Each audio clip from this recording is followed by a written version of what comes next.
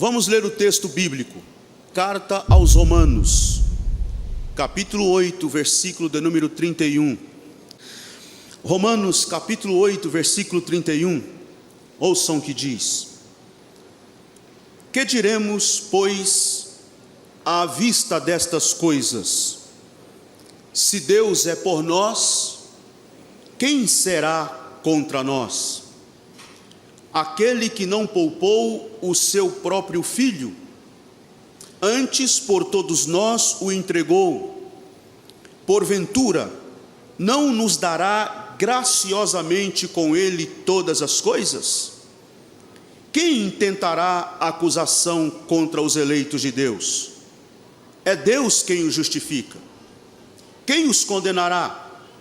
É Cristo Jesus quem morreu, ou antes, quem ressuscitou, o qual está à direita de Deus e também intercede por nós. Quem nos separará do amor de Cristo? Será a tribulação, ou a angústia, ou a perseguição, ou a fome, ou nudez, ou perigo, ou espada? Como está escrito: por amor de ti somos entregues à morte todo o dia. Fomos considerados como ovelhas para o matadouro. Mas em todas estas coisas somos mais que vencedores, por meio daquele que nos amou.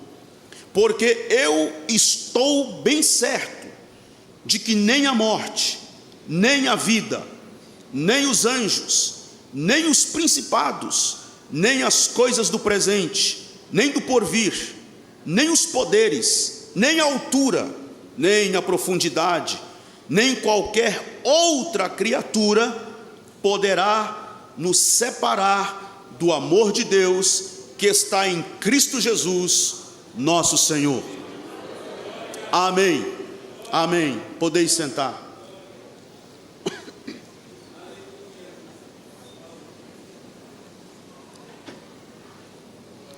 Queridos, a mensagem cristã é única. O próprio Evangelho é de uma beleza única e singular. Nenhum pensamento humano, nenhuma corrente filosófica consegue ser mais atrativa, consegue ser mais impressionante, consegue ser mais fascinante do que o Evangelho.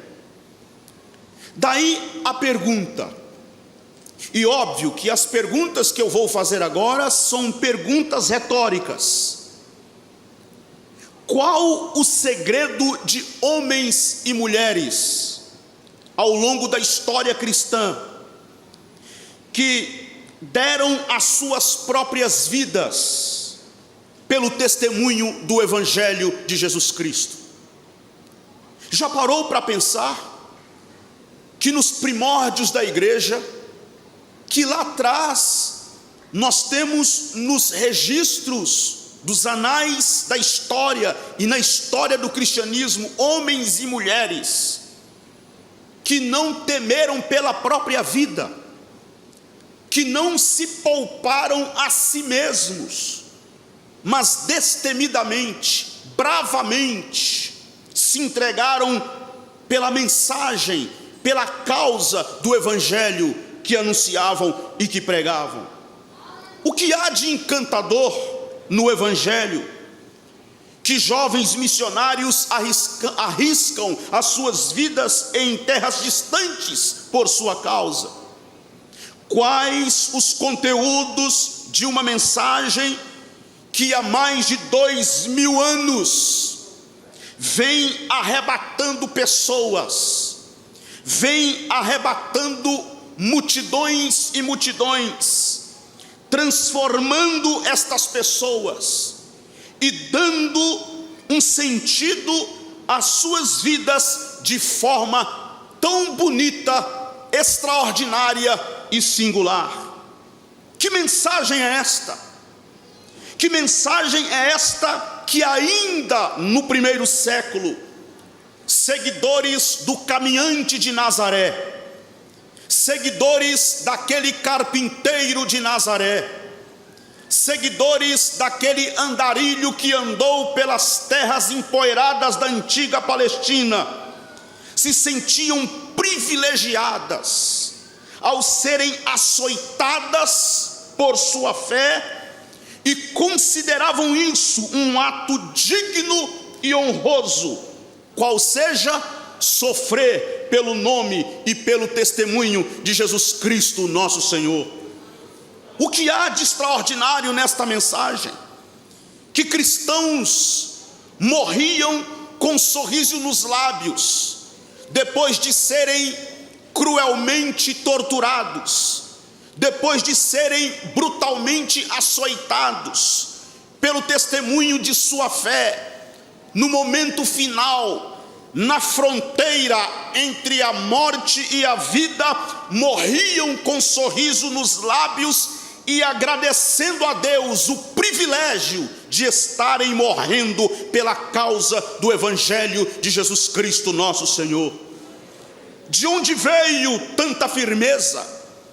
De onde veio tanta coragem e convicção aos primeiros cristãos que foram mortos nas arenas e nos jogos perversos romanos? Queridos irmãos e irmãs, moças e rapazes que me ouvem hoje à noite, eu não tenho dúvidas, não há a menor dúvida de que a força, a beleza, o encanto, o fascínio do Evangelho é a própria pessoa de Jesus Cristo, o nosso Senhor. Ninguém mais do que o próprio Cristo, o nosso Salvador. Com certeza é por causa de Jesus. Sim, Jesus é o grande segredo da mensagem cristã. Se você me perguntar qual o segredo do Evangelho, qual o segredo da mensagem cristã, qual o segredo do cristianismo, eu posso lhe responder sem titubear: o grande segredo do cristianismo, o grande segredo da mensagem cristã, ninguém mais, ninguém menos do que a pessoa de Jesus Cristo, o nosso Senhor. Sem Jesus, o cristianismo é uma mera filosofia religiosa. Sem Jesus, a nossa mensagem se torna vazia. Sem Jesus, o Evangelho não passará de apenas mais um discurso religioso. É Ele, Jesus, aquele homem de vida dura e simples, morador da suspeita Nazaré, o grande segredo do revolucionário Evangelho, que é o poder de Deus para a salvação de todo aquele que crê. E é a partir de Jesus, é a partir da pessoa de Jesus, é a partir da vida de Jesus, que o apóstolo São Paulo ousa fazer algumas declarações a respeito de Deus, na carta aos Romanos, capítulo 8, versículo 31 ao 39, que é o tema deste congresso. A carta aos Romanos, vocês sabem, ela é considerada, mais do que uma carta, ela é considerada pelos grandes estudiosos e pelos grandes teólogos como um tratado teológico de Paulo. Paulo havia escrito a carta aos Gálatas, e ele escreveu aquela carta aos Gálatas para combater uma onda de judaizantes da fé, fariseus que estavam indo para o Evangelho e estavam tentando judaizar a fé. Paulo soube disso, e então ele escreveu uma carta aos Gálatas. Na verdade, a carta era uma carta itinerante, porque esta carta era para rodar a região da Galácia, porque na Galácia haviam várias igrejas, não era uma igreja só. E Paulo combate esse veneno pernicioso judaico que estava tentando reduzir o Evangelho, diminuir o evangelho, e por que não dizer até invalidar, anular a pregação do evangelho. Mas aquela situação zuniu tanto nos ouvidos do apóstolo Paulo, que ele então escreve a carta aos Romanos. E a carta aos Romanos, eu diria, ao meu ver, é basicamente quase que uma ampliação do que ele já havia tratado na carta aos Gálatas. Ele vai ampliar o assunto, ele vai de forma sistemática aprofundar a discussão. Daí a razão por alguns teólogos tratarem Romanos como praticamente um grande tratado teológico do apóstolo São Paulo. E no versículo 31 do capítulo 8 da carta aos Romanos, Paulo abre a última sessão deste capítulo 8 com a pergunta. Qual é a pergunta que ele faz? Que diremos, pois, à vista destas coisas? Que diremos, pois, à vista destas coisas? A pergunta é a seguinte: que coisas são estas que Paulo questiona? Que diremos, pois, à vista destas coisas? Que coisas são estas? Do que é que ele está falando? Há alguma coisa apresentada anteriormente, e ele agora diz: diante destas coisas, tendo em vista todas estas coisas, que diremos agora, pois, à vista destas coisas? Eu posso lhe assegurar hoje à noite que estas coisas das quais Paulo está se referindo aqui é tudo o que ele vinha falando antes, desde o capítulo 1 desta carta, desde o capítulo 1 até o capítulo 8, tudo que ele vinha falando desde o capítulo 1 até o capítulo 8, como por exemplo, o mal que nos habita, a ira de Deus, a lei e o pecado, o sofrimento, a questão da justificação pela fé. Depois que ele discorre sobre todos estes temas, depois que ele enfrenta todas estas temáticas, então Paulo considera, diante disto, depois de ter discorrido sobre estes pontos, depois de ter tratado com vocês a respeito destas coisas, diante destas coisas, visto que agora eu já tratei com vocês a respeito destes temas, que diremos, pois, à vista destas coisas? Que diremos, pois? E aí Paulo continua, depois que discorre, e ele faz esta consideração. A partir daí, Paulo segue com a pergunta. E na verdade, as perguntas que Paulo vai fazer agora são perguntas de retóricas, ou seja, perguntas que não precisam necessariamente de uma resposta, e perguntas que já têm uma resposta. E aí Paulo segue. A primeira pergunta de retórica que ele faz é: se Deus é por nós, quem será contra nós? A partir daí ele segue com esta pergunta de retórica: se Deus é por nós, quem será contra nós? E aí Paulo, a partir de agora, vai fazer algumas declarações a respeito de Deus. Depois de tudo que ele comentou, depois de tudo que ele já explicou, depois de tudo que ele já falou sobre a ira de Deus, sobre a lei e o pecado, sobre a justificação pela fé, ele agora vai fazer uma explanação para, a partir desta explanação, fazer grandes declarações a respeito de Deus. E a primeira grande declaração que Paulo faz a respeito de Deus é a seguinte: Paulo está declarando em alto e bom som, dizendo, em primeiro lugar, Deus é por nós. Deus é por nós. Uma Deb, Deus é por nós. Paulo pergunta: que diremos, pois, à vista destas coisas? Se Deus é por nós, quem será contra nós? Qual é a primeira grande declaração? Deus é por nós. Qual é a grande notícia do Evangelho? Qual é a grande mensagem do Evangelho?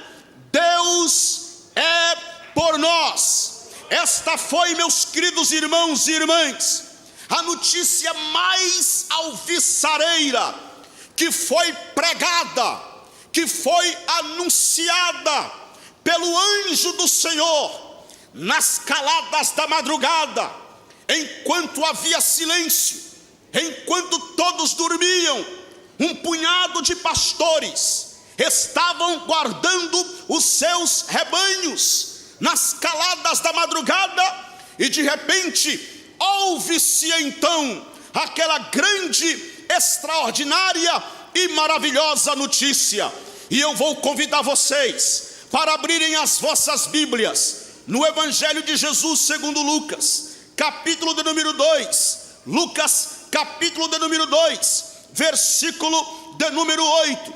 Ouçam o que diz: havia naquela mesma região pastores que viviam nos campos e guardavam o seu rebanho durante as vigílias da noite. E um anjo do Senhor desceu aonde eles estavam, e a glória do Senhor brilhou ao redor deles. Ficaram tomados de grande temor. O anjo, porém, lhes disse: não temais, eis aqui vos trago boa nova de grande alegria, que o será para todo o povo. É que hoje vos nasceu na cidade de Davi o Salvador, que é quem? Cristo o Senhor. Isto vos servirá de sinal: encontrareis uma criança envolta em faixas e deitada em manjedoura. E subitamente apareceu com o anjo uma multidão da milícia celestial, louvando a Deus e dizendo: glória a Deus das maiores alturas, e paz na terra aos homens a quem Ele quer bem. Qual é a grande notícia do Evangelho? Deus quer bem. Deus não quer o mal, Ele quer bem a todos e todas. Qual é a grande notícia do Evangelho? Deus é por nós. Mas alguém pode questionar: sim, você diz que Deus é por nós, e teoricamente falando, é até fácil dizer Deus é por nós, mas como você pode me assegurar, como você pode me garantir que Deus de fato é por nós? Foi por esta razão que eu fiz questão de ler esta porção aqui, Jonathan. Foi por esta razão que eu fiz questão de ler Lucas capítulo 2, versículo 8 adiante, porque é só no Evangelho que Deus se fez gente, que Deus se fez homem, que Deus se fez um bebê, entrou na história da humanidade, se fez um de nós. E quando Ele se fez gente, se fez um de nós, entrou na história silenciosamente, discretamente, revelando-se apenas para um punhado de pastores que ouviram a notícia do seu nascimento.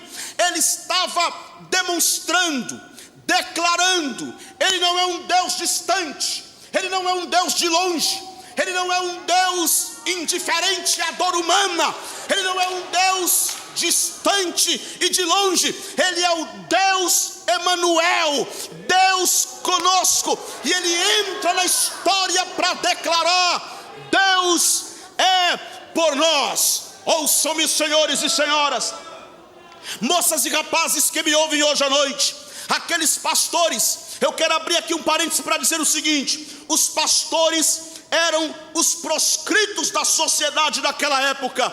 Eles eram os proscritos. Imaginem vocês, qual o tratamento recebe um imigrante? Pense aí no imigrante sujo, que trabalha pela sua sobrevivência na porta de uma mansão de luxo. Como ele é tratado? Era assim tratado também os pastores.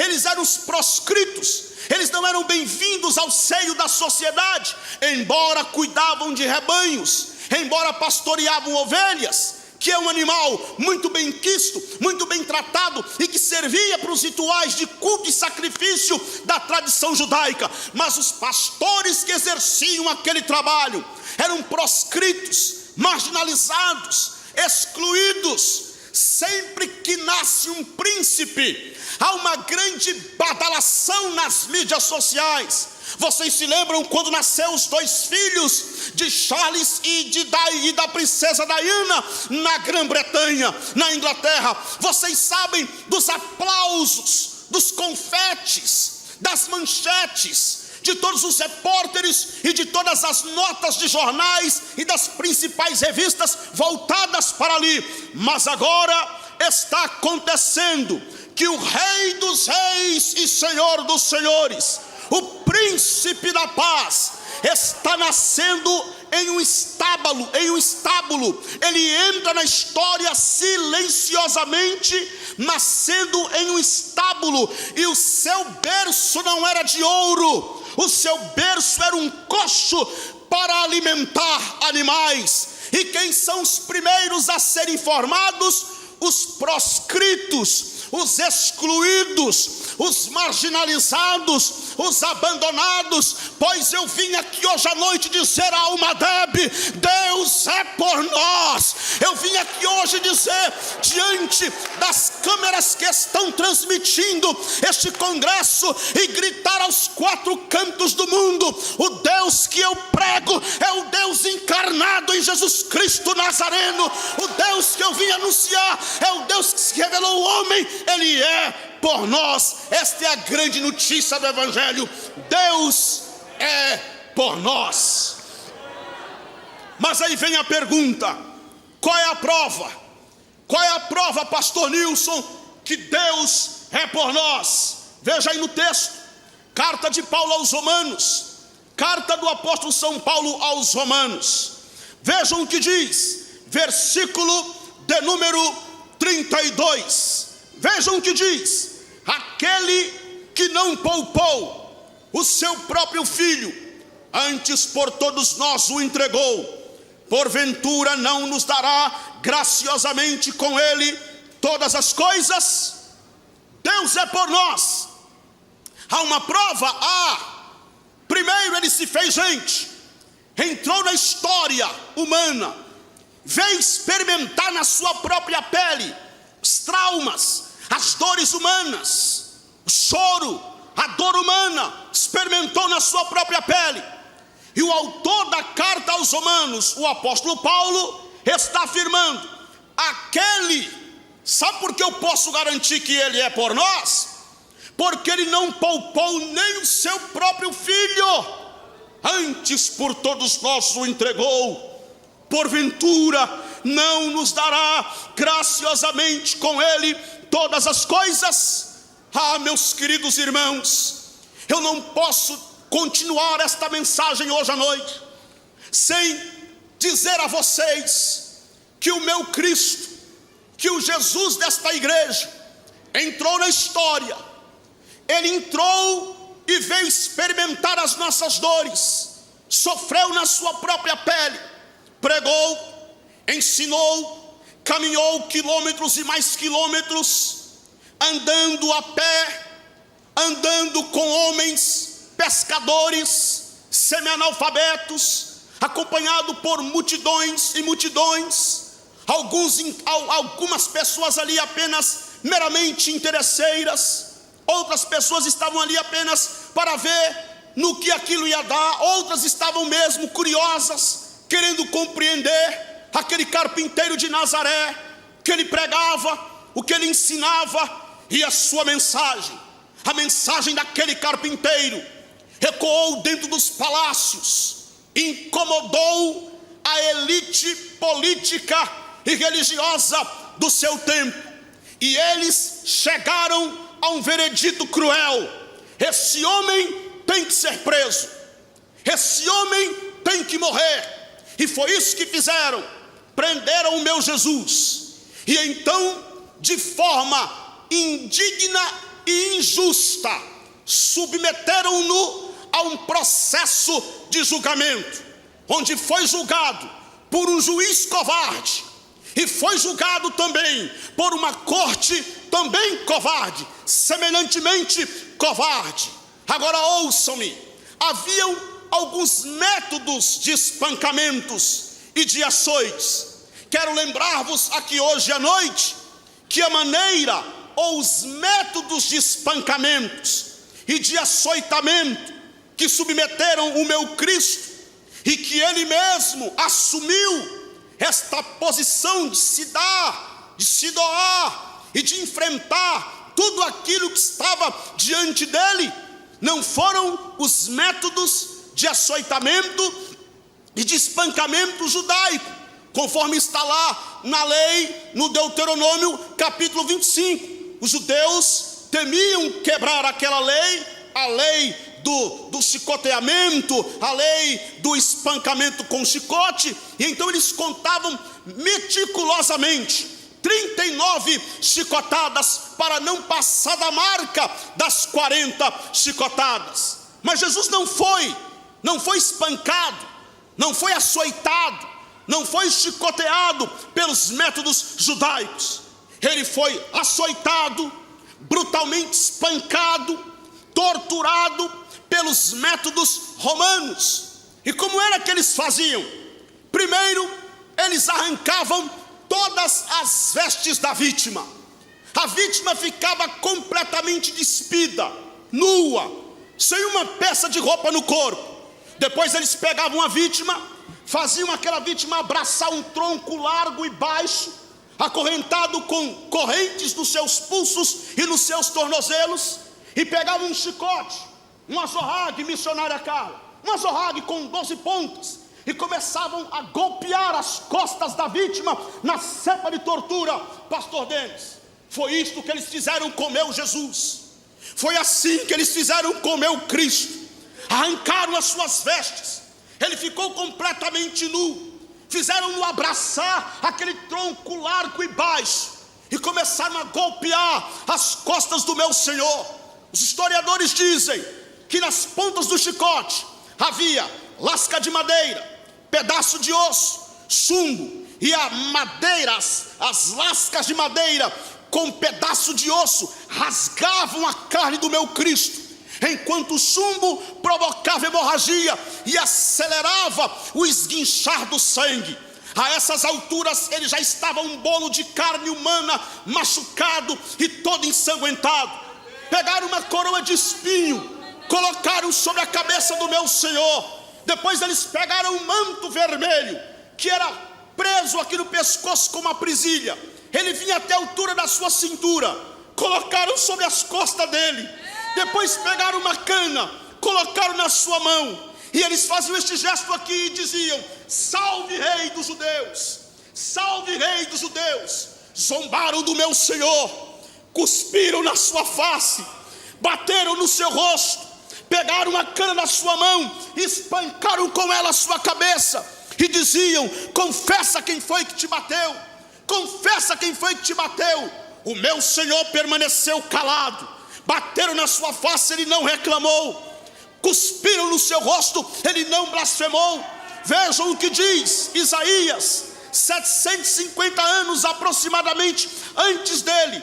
Isaías profetizou no capítulo de número 53. Veja aí na sua Bíblia o que diz o profeta Isaías: quem creu em nossa pregação e a quem foi revelado o braço do Senhor, porque foi subindo como renovo perante ele, e como raiz de uma terra seca, não tinha aparência, nem formosura, olhámo-lo, mas nenhuma beleza havia nele que nos agradasse.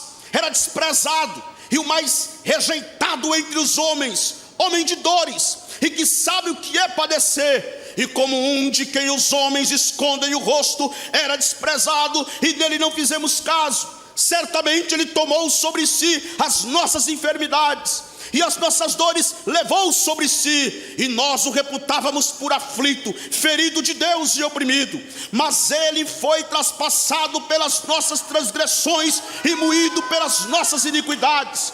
o castigo que nos traz a paz estava sobre ele, e pelas suas pisaduras fomos sarados. Todos nós andávamos desgarrados como ovelhas, cada um se desviava pelo caminho, mas o Senhor fez cair sobre ele a iniquidade de todos nós. Ele foi oprimido e humilhado, mas não abriu a sua boca. Como um cordeiro foi levado ao matadouro, e como ovelha muda perante os seus tosquiadores, ele não abriu a sua boca. Espancaram o meu Cristo, torturaram o meu Cristo, zombaram do meu Cristo, escarneceram do meu Cristo, mas ele não blasfemou, ele não reclamou. E você me pergunta: pastor, qual o segredo? Por que isto? Por que uma cruz? Por que tanta crueldade?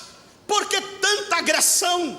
Por que tanto sangue? Por que tanta violência? Por que tamanha brutalidade contra aquele que nunca pecou, não praticou nenhum crime? Não, pelo contrário, abraçou, amou, perdoou, curou, libertou, expulsou demônios, limpou leprosos. Ele só fez o bem, ele só praticou o bem, pregou a justiça, esteve do lado de mulheres, resgatando a sua dignidade, defendeu a adúltera. Por que tanta maldade contra ele? Por que tanta agressão? Por que uma cruz? Por que tudo isto? Porque ele se submeteu a todo este ódio, a toda esta violência brutal dos religiosos, e se entregou nas mãos do carrasco. Vejam o que está escrito em João capítulo 13. Abra sua Bíblia comigo no Evangelho de Jesus segundo João, capítulo de número 13.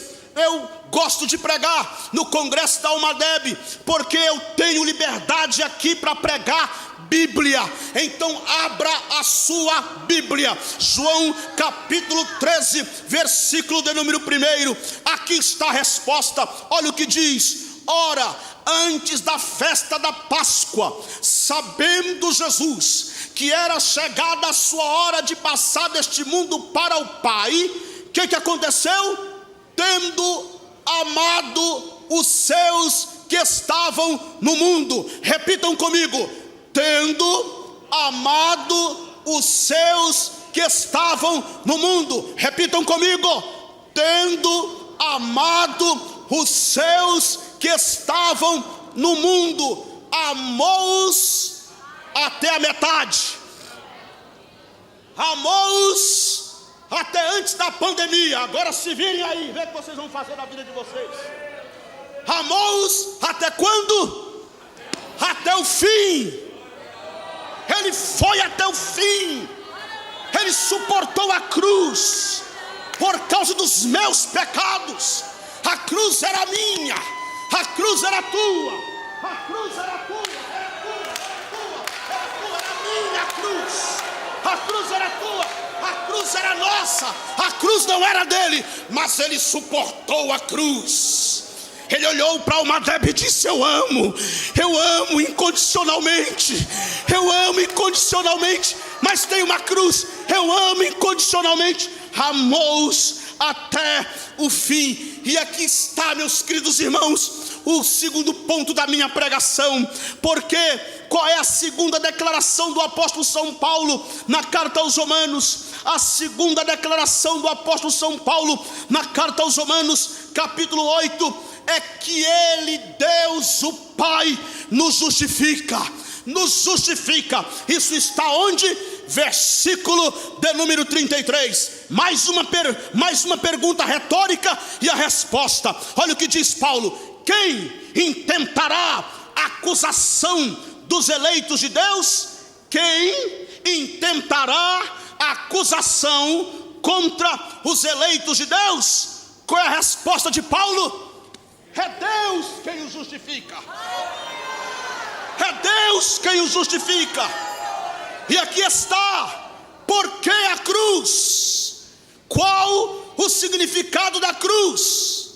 Queridos, moças e rapazes que me ouvem, irmãos queridos que estão aí assistindo este culto pela transmissão online, pela transmissão ao vivo, ouçam: ou mesmo você que está assistindo a pregação gravada, ouçam-me. Jesus não foi o primeiro a morrer numa cruz, e também não foi o último. Antes dele, muita gente já havia morrido numa cruz. No ato da crucificação, ele não estava só, tinha mais 2 ladrões, um à sua esquerda, outro à sua direita. Depois dele, muitas outras pessoas ainda continuaram morrendo na cruz. Foram igualmente torturadas, espancadas.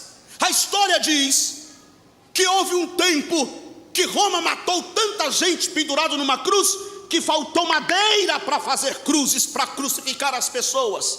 Então ele não foi o primeiro nem foi o último. Então a pergunta é: qual o significado da cruz? Por que uma cruz? Qual o simbolismo? Qual o sentido?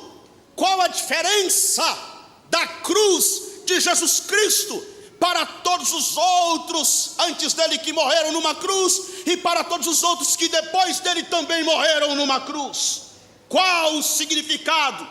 O significado da cruz tem a ver exatamente com quem morre ali, tem a ver exatamente com a pessoa de quem está morrendo na cruz do Calvário. Quem é que está morrendo na cruz do Calvário? Quem é que está crucificado ali? Quem é que está pendurado ali entre 2 ladrões? Quem está pendurado ali entre 2 ladrões é o Verbo de Deus que se fez carne e habitou entre nós. Quem está morrendo pendurado na cruz é a palavra que estava lá no princípio com Deus e que criou todas as coisas pela sua palavra, e sem ele nada do que foi feito se fez. Quem era que estava morrendo na cruz? Era o Nilson Gomes? Era o Joaquim? Era o José? Era o Antônio? Não, quem estava pendurado ali naquela cruz era o Emanuel, o Deus conosco. Era aquele que disse: Lázaro, vem para fora, e Lázaro veio para fora. Quem estava morrendo pendurado naquela cruz foi aquele que deu ordem para o vento e para a tempestade, como quem dá ordem para o menino: fica quieto, e tudo se fez bonança. Quem estava morrendo pendurado naquela cruz é aquele que criou os céus e a terra, é aquele que conhece todas as estrelas e chama-as pelo seu nome. Quem estava morrendo pendurado naquela cruz era aquele que limpou leprosos, que expulsou demônios, é aquele que, aliás, quando os infernos ouvem o seu nome, o inferno estremece. Quem estava morrendo pendurado naquela cruz era o Emanuel, era o Deus encarnado na pessoa de Jesus Cristo, o seu Filho. A Bíblia diz: nele habita corporalmente toda a plenitude da divindade. É por causa de Jesus, ouçam-me, é por causa de Jesus que a cruz se tornou o maior evento da história da humanidade. A cruz é o centro, o resto é circunferência. A cruz é o centro, o resto é periferia. A cruz é o clímax da história. A igreja não pode omitir a cruz, a igreja não pode deixar de pregar a cruz, a igreja não pode esconder a cruz. Pelo contrário, a igreja precisa fazer da cruz a sua glória. Aleluia, aleluia, aleluia, aleluia. Sabe por quê? Porque nenhuma descoberta científica, nenhuma ideologia política, nenhuma corrente filosófica consegue ser maior do que o evento da cruz de Cristo, do que o evento da crucificação. Na cruz ele arrancou toda a culpa que era minha, toda a culpa que era minha, ele tirou de sobre mim e cravou na cruz do Calvário. E a justiça que era dele, ele tirou de sobre ele e colocou sobre mim, colocou sobre você. Agora eu posso levantar as mãos e dizer: livre, finalmente livre, justificado pelo sangue de Jesus Cristo derramado na cruz do Calvário. O significado da cruz tem a ver com quem está morrendo ali. E eu já vou para o terceiro ponto da minha pregação, porque Paulo vai declarar agora em terceiro lugar, dizendo o seguinte: não há condenação. Olha como Paulo vai construindo as suas declarações. Isso aqui não é a minha mensagem, não. Não é meu sermão, não é meu esboço. É a construção de Paulo. Olha como Paulo vai construindo. Deus é por nós. Ele nos justifica. E Ele não nos condena. Jovem, Deus não te condena. Deus não nos condena. Não. Olha o que Paulo diz, versículo de número 34. Quem os condenará?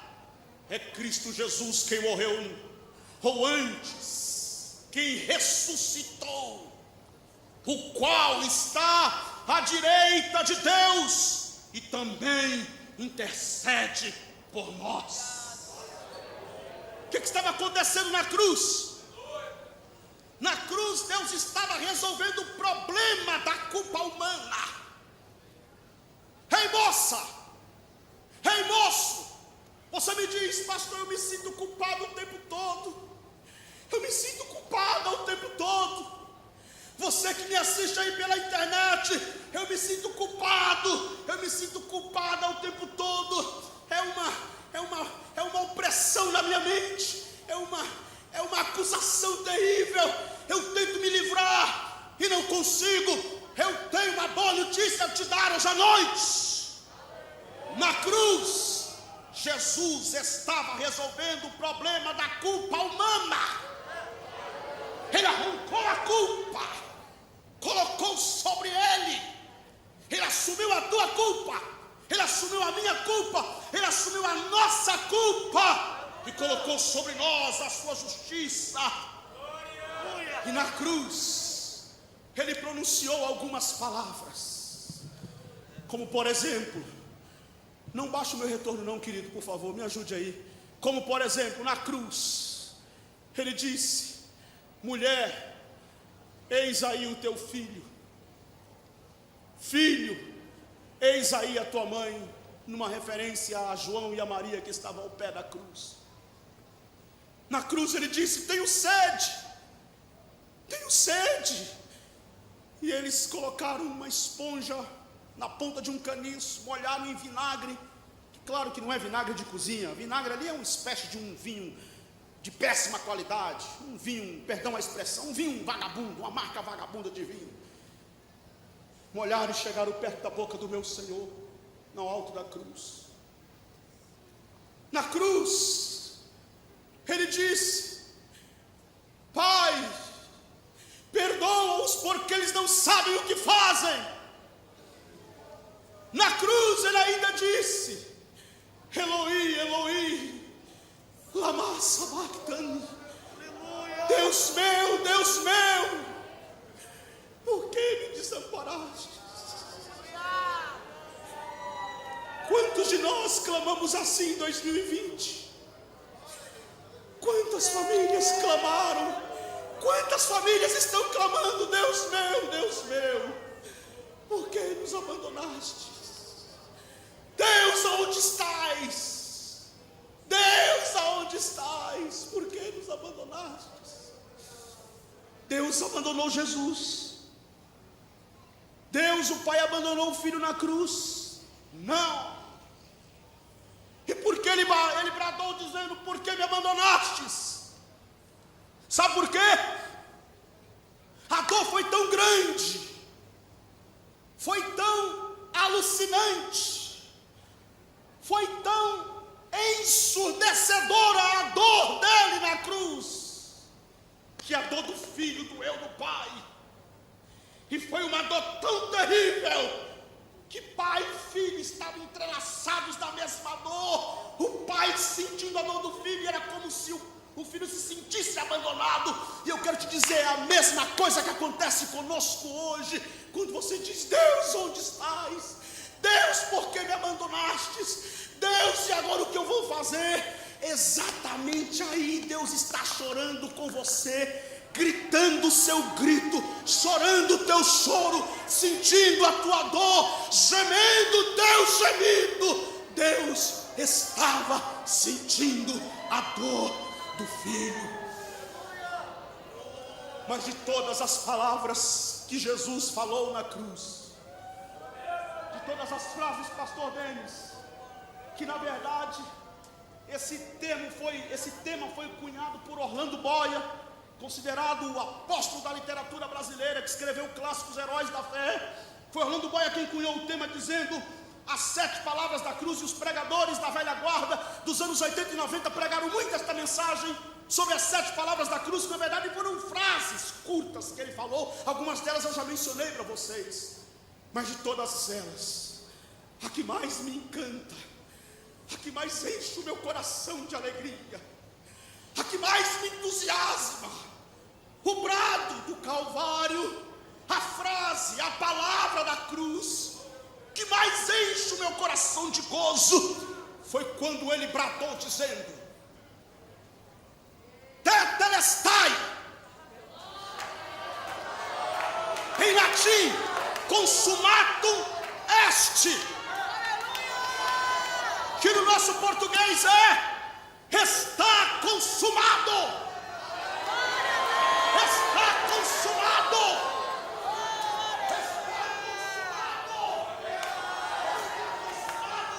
Está feito. Está pronto. Está completada. Está feito. Está consumado. E quando ele bradou dizendo está consumado, o véu do santuário rasgou-se de alto para baixo. E quando rasgou-se o véu, caiu toda a parede de separação. Caiu toda a parede de separação. Está dizendo para nós o seguinte: venha, entra na presença do Deus amoroso e bom agora. Entra na presença do Pai amoroso e bom. Está livre o caminho, está livre o acesso à presença do Pai amoroso. Está consumado. Liquidei a fatura, rasguei o débito, está pago. Está pago. Ei, amigo que me ouve aí, ei, você que me assiste pela internet, está consumado. Não preciso pagar promessa, não preciso pagar penitência, não preciso jogar água no cruzeiro, nem subir escada de joelho, não preciso de sangue de gato nem de galinha preta, não preciso de despacho à meia-noite na encruzilhada, não preciso de lenço ungido, não preciso de vela amarela, vela vermelha, nem vela de cor de rosa. Não preciso de amuleto e nem da Bíblia aberta no Salmo 91 para espantar meu mal olhado, porque está pago, está feito, está pronto, está realizado, está consumado.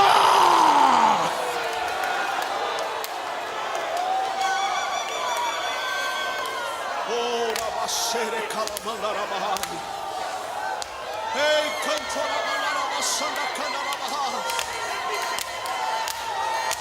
Ei, la bandere bacala bandaraba sandaraba calabandaraba.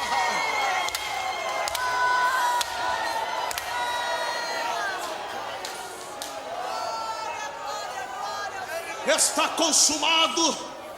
Na cruz ele triunfou sobre as potestades. Paulo, na carta aos Colossenses capítulo 2, diz que ele pegou a cédula que era contra nós e cravou-as na cruz do Calvário. Está feito, está realizado, está pronto, está pago. Pastor, eu não preciso pagar promessa, não.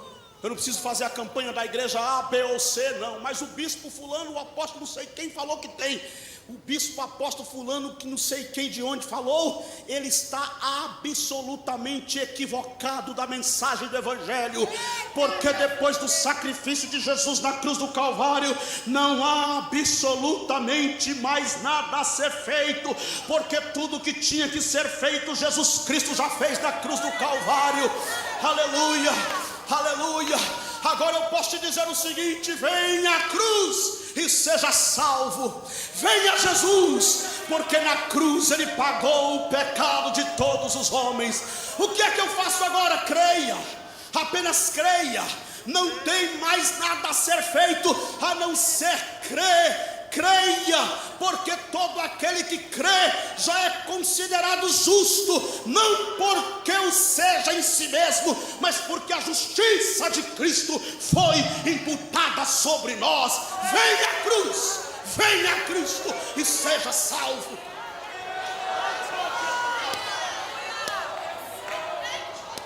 E eu termino, fique em pé comigo.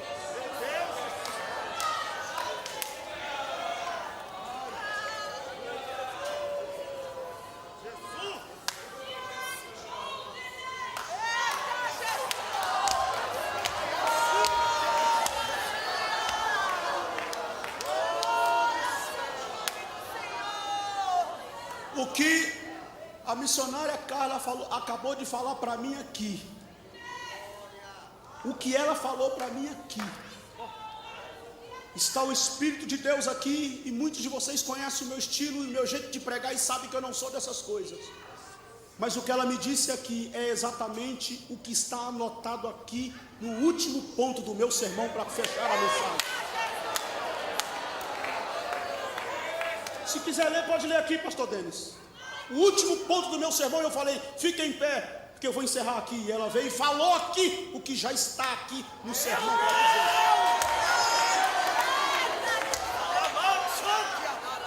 Que a cruz foi a maior demonstração de amor de Deus para toda a humanidade. E esse amor é escandaloso. Por isso que nós chamamos de o escândalo da cruz. E esse é o último ponto da minha pregação. O escandaloso amor de Deus destrói qualquer possibilidade de nos separar de Cristo, porque nada, absolutamente nada é mais forte do que o amor de Deus por você, por nós. Seu amor é incomparável, seu amor é inigualável. Deus nos ama incondicionalmente, gratuitamente e graciosamente. A cruz, como dizia Billy Graham, foi o púlpito de onde Deus pregou o mais célebre sermão de amor. A maior declaração de amor não é o que está no diário da jovenzita apaixonada. A maior declaração de amor não são as rosas perfumadas que o marido entregou para a querida esposa.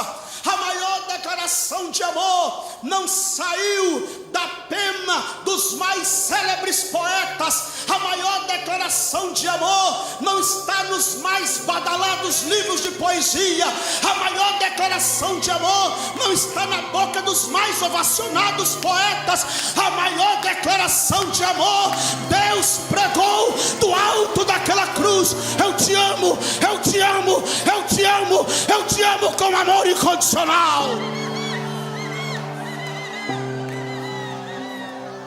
Nada é capaz de diminuir esse amor de Deus por mim e por você. O que é que pode nos separar do amor de Deus? O que é que pode? Será que essa pandemia é capaz? Será que o coronavírus é capaz? Será que a espada? Será que a morte? Será que os anjos? Será que qualquer outra coisa pode nos separar do amor de Deus? Deus nos ama incondicionalmente. Não há nada que você faça de ruim para perder este amor, e nada que você faça de bom para merecer este amor. Ele simplesmente te ama, te ama. E esta é a mensagem do Evangelho. Esta é a mais louca declaração de amor, a mais louca mensagem de amor. Esta é a mensagem. E infelizmente foi a última frase que a missionária Carla falou aqui no meu ouvido. Está aqui, depois você vem ler aqui. Vem ler depois. Muitos ainda não compreenderam o Evangelho de Jesus Cristo. Ah não, pastor, mas eu já sou membro da Almadeb, eu já canto no coral da Almadeb, eu já participo lá no setor. Mas você ainda não entendeu o amor de Deus. Você ainda não entendeu a simplicidade do Evangelho de Jesus. Você diz, não, mas eu participo dos trabalhos da igreja, eu estou envolvido em tudo. Talvez você esteja participando e envolvido apenas como um mero religioso. Você está participando apenas como um mero religioso, mas Deus está te chamando e dizendo, filho, eu te quero para além da religião. Eu te quero para além deste fervor emocional religioso.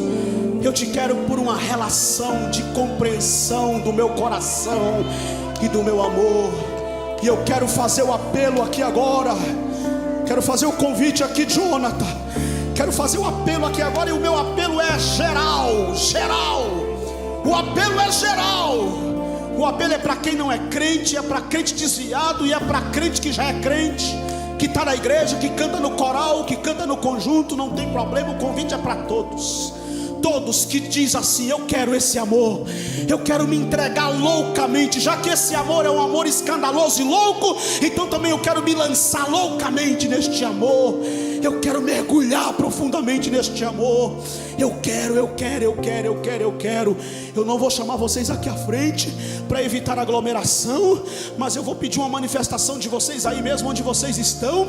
E vou pedir para que os internautas que estão aí participando do culto, acompanhando, muitas vidas estão sendo tocadas aonde você estiver, na Europa, na América do Norte, na África, em qualquer canto do mundo onde você estiver acompanhando este culto, este congresso. Eu vou pedir que você declare aí nos comentários, nos vídeos, na transmissão ao vivo aí no canal da Almadeb, no canal de YouTube. Eu vou pedir que você escreva aí, eu vou pedir que você coloque aí, declarando, eu quero mergulhar de forma louca, apaixonada neste amor escandaloso. Eu quero.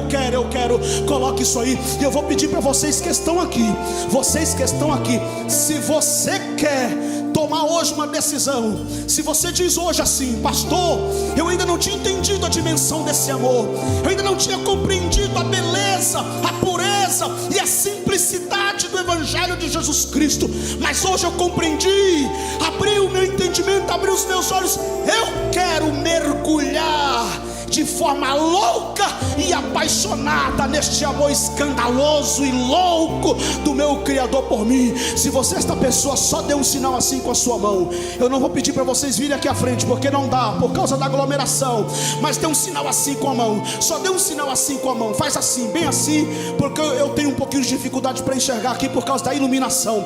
Faça assim com a mão, na galeria. Muito bonito o que eu estou vendo aqui. A galeria está bonito. Aqui embaixo da galeria também está muito bonito, muito bonito. Agora essa mão que você está balançando assim, eu vou pedir que você coloque ela no seu peito, coloque ela no seu coração. Eu vou pedir que você declare o seu amor por Jesus agora. Vou pedir que você faça aquela declaração de amor.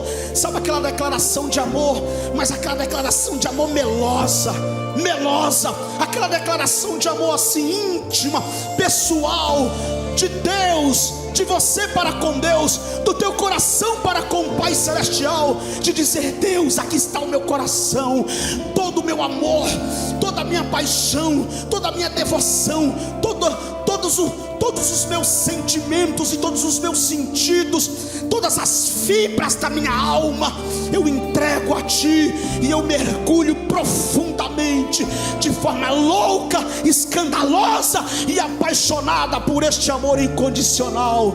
Senhor, eu te amo, apesar dos meus defeitos, dos meus deslizes, das minhas mancadas, das minhas pisadas na bola, dos meus erros, dos meus pecados, mas eu não te deixarei, eu te seguirei, custe o que custar, venha o que vier, eu te seguirei para o resto da minha vida. Oh, aleluia, aleluia, aleluia, aleluia, aleluia. Sabe, queridos, me veio à mente aqui agora, foi exatamente estas palavras que eu disse a Jesus no dia 16 de dezembro de 1990. Eu sou filho e neto de pastor, nascido e criado na Assembleia de Deus. Filho e neto de pastor, nascido e criado na Assembleia de Deus. Comecei a pregar com 7 anos de idade. 7 anos de idade comecei a pregar. E no dia 16 de dezembro de 1990 eu desci as águas do batismo. Foi a minha maior experiência da minha vida cristã. E foi de uma paixão. Foi até hoje, quando eu me lembro do meu batismo, eu me desmancho em lágrimas. E eu disse exatamente estas palavras naquele dia. Eu disse: Senhor, eu te seguirei para o resto da minha vida. Venha o que vier, haja o que houver, aconteça o que acontecer, eu te seguirei para o resto dos meus dias. Enfrentei a adolescência, enfrentei a juventude, estou na minha fase adulta agora, 2 filhos já adolescentes, e eu continuo dizendo: Deus, eu te seguirei para o resto dos meus dias, para o resto da minha vida. Ah, queridos irmãos e irmãs, nós precisamos resgatar este fervor, esta paixão do Evangelho, aquela paixão dos nossos irmãos primitivos, a paixão, a mesma paixão do coração de Policarpo, que disse na hora da morte: eu servi ao meu Senhor 86 anos, Ele nunca me abandonou, por que eu o abandonaria agora? Abra logo estas jaulas, porque ainda hoje eu vou abraçar o meu Senhor na sua glória. O Senhor juiz tirou Policarpo daquela arena, amarrou ele no madeiro, colocou a lenha embaixo dos seus pés e disse: nós vamos acender as chamas, e este fogo vai lhe devorar, mas você tem a última oportunidade. E Policarpo começou a chorar e a dizer: Senhor juiz, as chamas deste fogo arderá por alguns momentos e logo se apagará, mas as chamas do fogo eterno jamais se apagará. Então acenda logo estas chamas. Daqui a pouco eu vou estar com meu Senhor. Não vai durar muito, no máximo alguns minutos, eu já estarei abraçando o meu Senhor. Você vai estar zombando e debochando, dizendo que matou mais um velho louco e fanático, e eu vou estar descansando nos braços do meu Cristo amado, por quem dediquei todos os meus dias e toda a minha vida e todo o meu ministério. Ah, que paixão, que paixão, que paixão. Eu quero esse avivamento outra vez.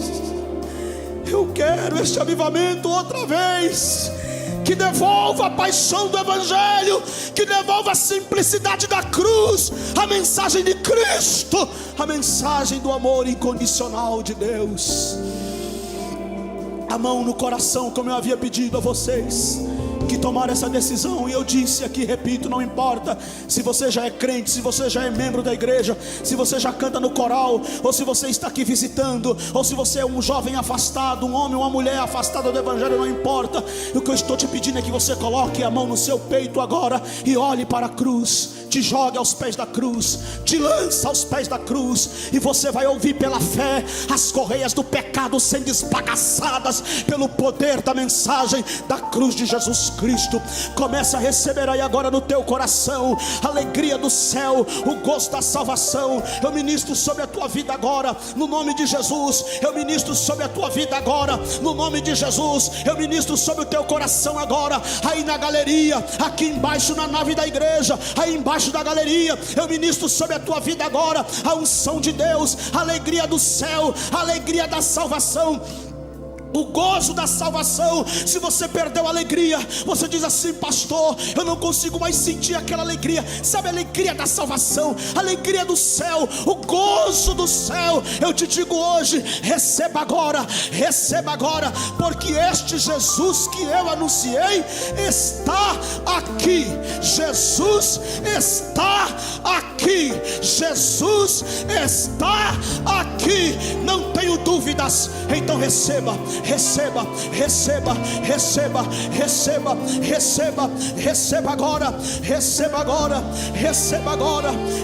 agora.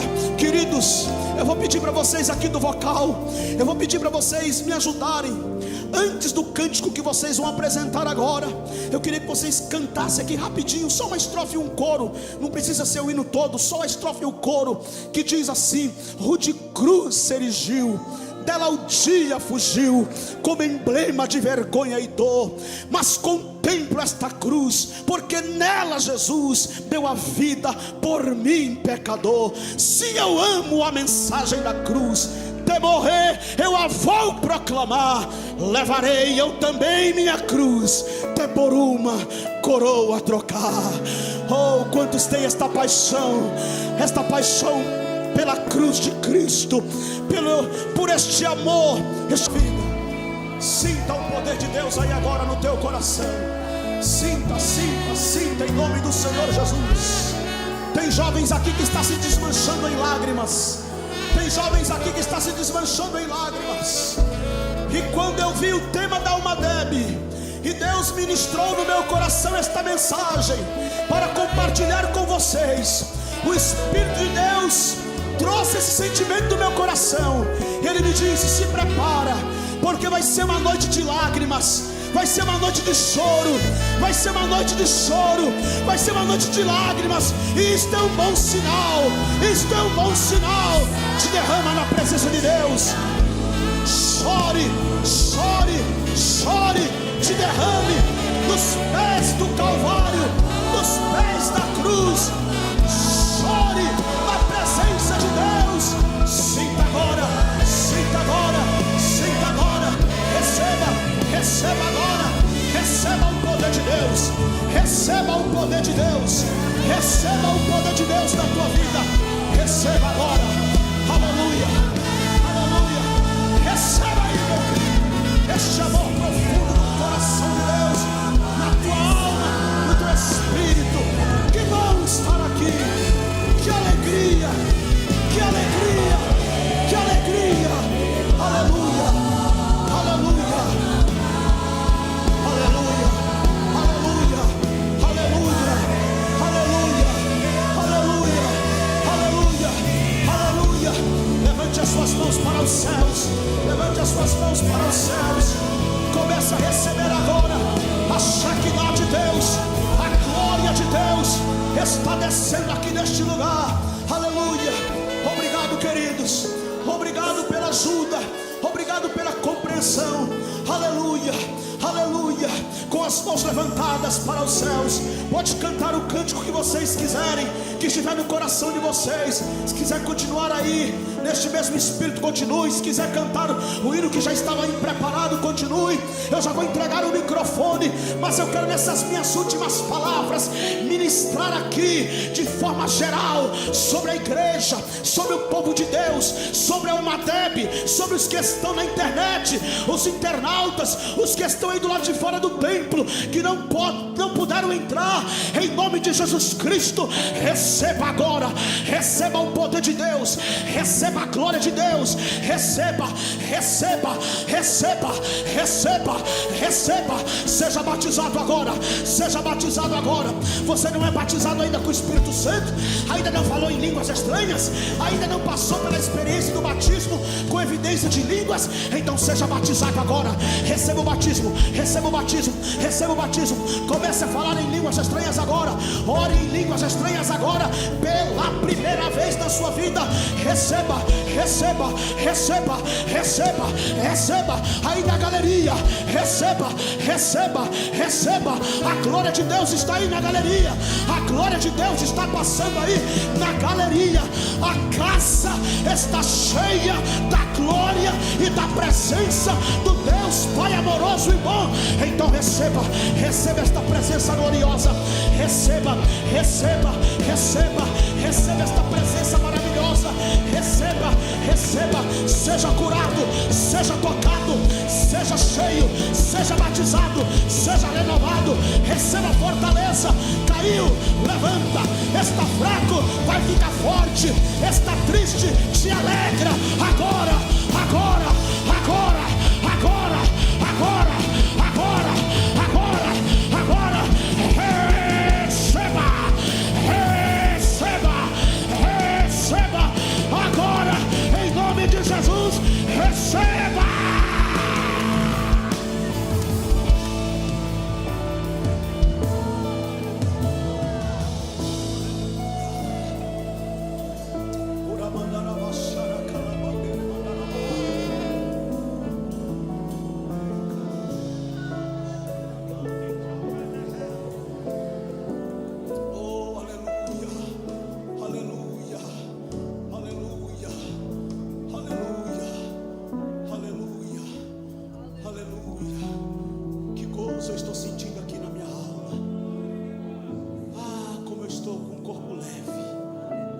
Parece que eu estou flutuando.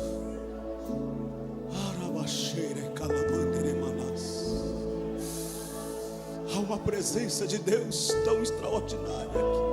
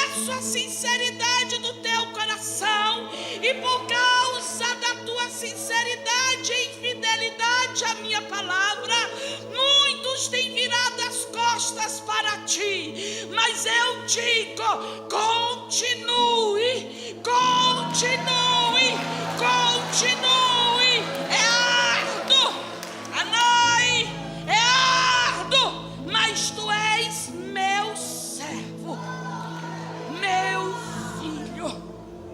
Receba o renovo do teu Pai.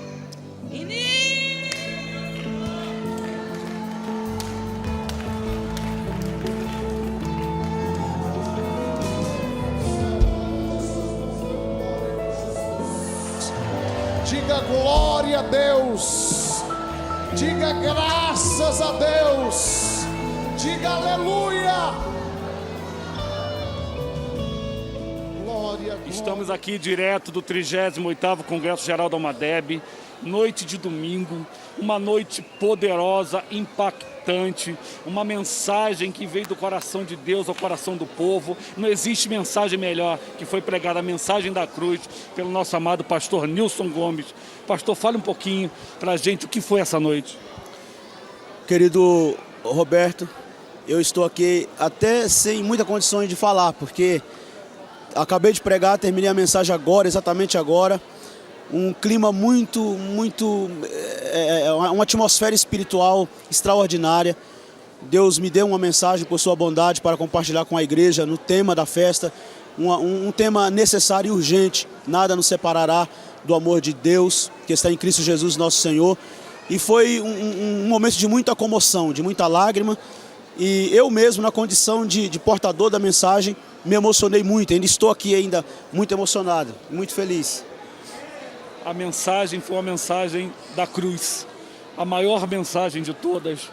A igreja está quebrantada, a igreja recebeu a palavra, os nossos internautas receberam das diversas partes do país e do mundo. Eu queria que o senhor deixasse uma mensagem final para todos eles que vão nos acompanhar, para não deixar a mensagem da cruz. Nós saímos de um ano um tanto quanto conturbado, que foi o ano de 2020. Essa pandemia veio, apavorou todo mundo, ceifou milhares e milhares de vidas e ainda muita gente está morrendo. Nós estamos num momento muito difícil, muito complexo.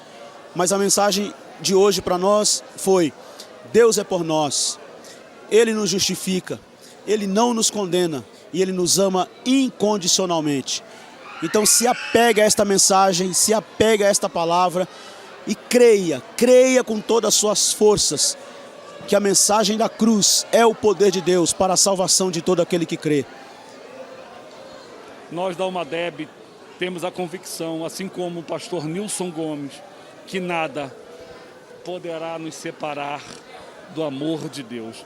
Que Deus em Cristo vos abençoe. Esperamos todos vocês amanhã, a partir das 9 horas. A festa apenas começou.